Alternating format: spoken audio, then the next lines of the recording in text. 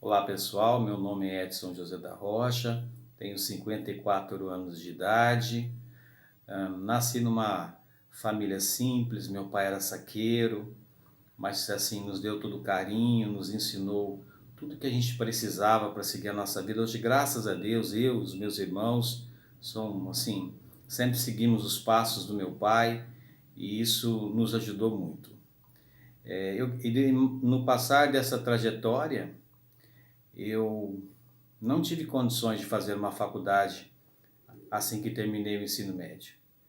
Mas depois de casado, eu fiz uns cursos à distância, uma faculdade à distância, fiz serviço social e me tornei um assistente social. Sempre gostei de trabalhar no social, desde os 16 anos de idade comecei a trabalhar no Asilo São Vicente. Eu dava cuidado aos idosos, era funcionário lá, dava banho nos idosos, cuidava deles, dava comida para eles, tinha o maior amor do mundo por aqueles idosos, que eram pessoas que eu amava bastante e trabalhava com muito amor e com muito carinho. Fui vicentino, participei das conferências, depois fui voluntário em ONGs e assim foi a trajetória da minha vida, sempre trabalhando e visando a questão social. E com 40 anos, como disse, que eu fui conseguir fazer um curso e ter uma formação acadêmica. Trabalhei vários anos de pintor de parede, não me orgulho muito disso, de ter trabalhado, sempre gostei de pintar casa, de chegar numa casa totalmente assim acabada e sair com ela novinha, isso sempre foi um prazer para mim trabalhar dessa forma. Fiz o concurso da prefeitura com mais de 700 candidatos. Graças a Deus consegui passar em oitavo e assumi então a carreira pública como servidor público da prefeitura de Araçatuba. E eu sempre pensei que servidor era para servir as pessoas.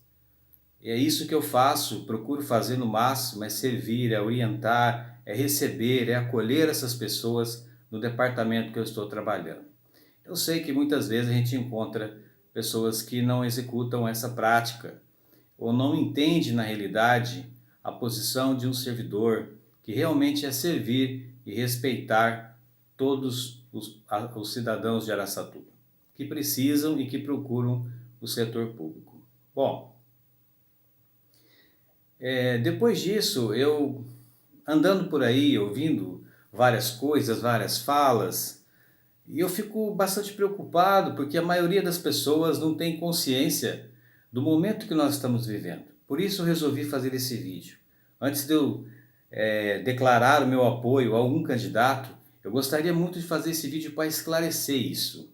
É um momento difícil que nós estamos vivendo. Por que de um momento difícil? Primeira coisa, nós temos que entender que votar é algo que foi conquistado com muita luta. Com muita luta. Você pode votar hoje, sabe por quê? Porque alguém lutou lá atrás e sofreu para que você pudesse ter essa oportunidade e possibilidade de votar. De você escolher quem vai governar o seu país. Isso é um privilégio. É um privilégio. O Brasil é um país onde você tem liberdade para falar, liberdade para cultuar, liberdade para falar aquilo que você pensa, liberdade para discordar das autoridades, com muito respeito, é claro, dentro de argumentos respeitosos. E às vezes as pessoas não conseguem entender a gravidade e a seriedade desse momento. O voto, preste bem atenção no que eu vou te dizer.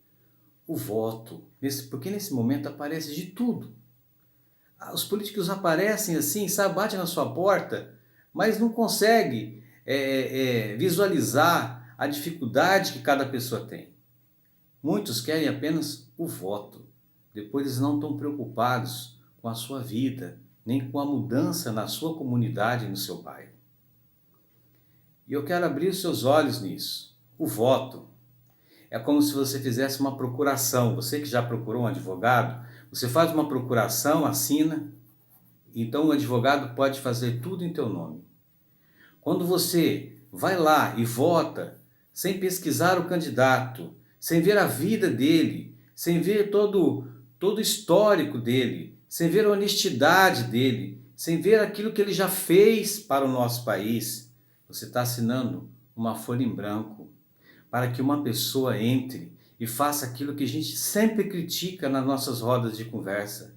Sabe aqueles políticos que só aproveitam do setor público para usufruir do dinheiro, apenas para ter lucro, apenas para ter os seus, vamos dizer assim, as suas vantagens, aquilo que é vergonhoso nesse nosso país. Alguns políticos nos envergonham, mas outros nos enchem de alegria, nos enchem de prazer porque trabalham, não são todos que são assim. E nesse momento, você tem que parar, você tem que pensar, quem são esses que realmente vão me representar? Você vai assinar uma procuração em teu nome, você vai votar, você vai assinar para ele te representar. Será que ele vai realmente te representar? Você olhou o histórico dele? Você viu quais são os ideais dele? Você viu se ele é democrático realmente? E não só, as pessoas confundem democracia.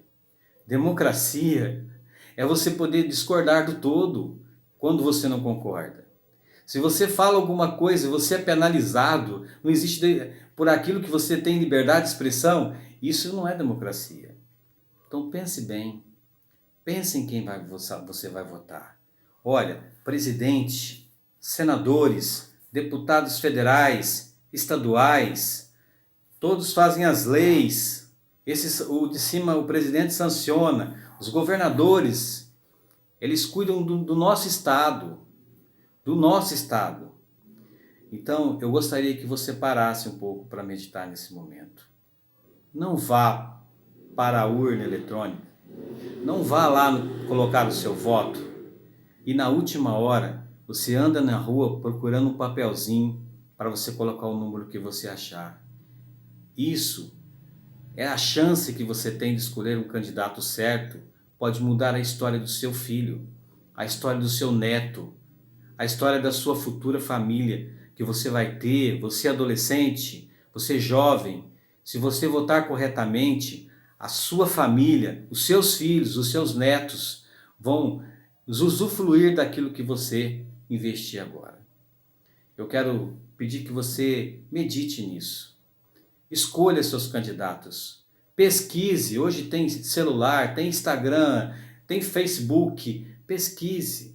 Pesquise aqueles que vão para a reeleição, aqueles que estão entrando pela primeira vez. Pesquise. Pesquise os seus candidatos antes de votar.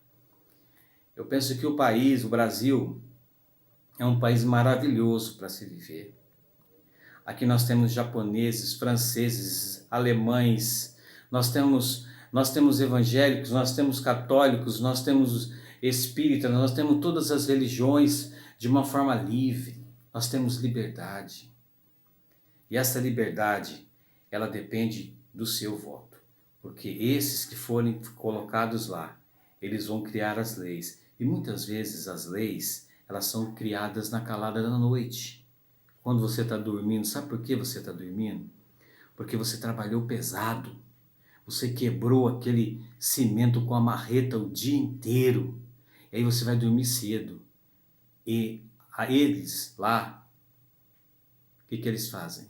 Tão bem descansados que eles acordaram tarde. Eles podem ficar até na madrugada para votar. E mesmo aqueles heróis dizendo não, não concordo, e ficando também até lá na madrugada, eles não conseguem mudar, porque a maioria vence. Então pense nisso. Pense nisso. Eu gostaria que você meditasse e olhasse bem em quem você vai assinar a sua procuração. Porque lembre-se, você responderá por aquilo que você assinou. Você sofrerá as consequências de que aquilo que você fez, que você deu voto, terá uma consequência. Se você votar bem, você receberá coisas boas. Se você votar mal, você colherá as coisas más. Eu sou um brasileiro de uma família simples, mas de uma família honrada, como você é. De uma família simples ou de uma família abastada, não importa. O que importa é que nós somos brasileiros. Seja negro, seja branco, seja amarelo, seja evangélico, seja católico, nós somos brasileiros. Seremos brasileiros e sempre amaremos nosso país chamado Brasil. Então eu quero dizer para você, pense, tome uma decisão de brasileiro, com a letra maiúscula, brasileiro honrado, brasileiro que quer o bem desse país, o bem dos nossos filhos e os bens dos nossos netos e o bem da nova geração de brasileiros que virão. Por isso, eu agradeço muito por você ter assistido esse vídeo. Eu gostaria que você meditasse nele, meditasse e que com consciência você pudesse dar o seu voto e mudar a história do nosso país. Muito obrigado.